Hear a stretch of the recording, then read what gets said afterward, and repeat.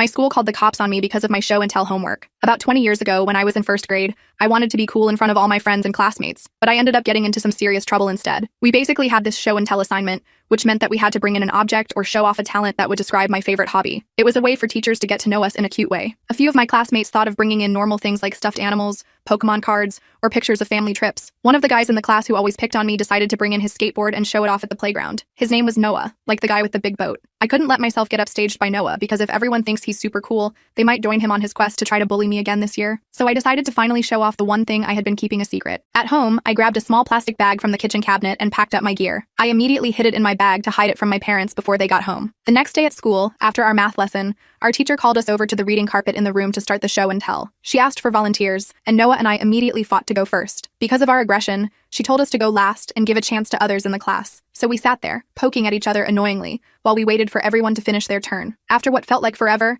my teacher finally called us up to present. Noah and I had to play rock, paper, scissors to decide who went first, and he unfortunately pulled a fast one on me. He brought us all outside to show off his skateboarding tricks. All the students cheered for him, but his eyes were focused on me. I stuck my tongue out at him and started my presentation. I put on my cushioned knee elbow shoulder pads. I grinned and exclaimed, "For show and tell, I'm going to show you how to get hurt the good way." I proceeded to show them the best way to roll and land after getting thrown out of a car. I explained how I lifted my head and covered my face with my arms to avoid hurting the back of my head. My teacher's jaw dropped, which I thought meant she was surprised by my talent. I climbed up high on a wall and said, "My parents even helped me jump from a high part and roll without getting hurt." My teacher's jaw dropped and screamed while I jumped down and rolled, just like in superhero movies. I got up and laughed, proud that I was able to land the move. A few of the students looked scared while the others held a quiet, whoa kind of face. My teacher, however, had a scary expression, which totally confused me. She rushed the class back to class and asked another teacher to watch over them while she dragged me to the principal's office. There, they asked me several questions, which were mostly about whether my parents were hurting me at home or making me do dangerous things on purpose. Of course, my answers were mixed and obscure because at the time, I didn't really understand what they were implying. My parents and cops were called to the school while I continued answering their weird questions. My parents soon arrived and had to explain to the authorities that we're a family of stuntmen, so I picked up a few things when they brought me on set. When they still looked like they didn't believe it, my parents pulled up videos from their training courses as well as pictures with a few celebrities. They even showed videos of me performing my first stunts in a safe environment. And while the teachers and cops all enjoyed looking through the evidence,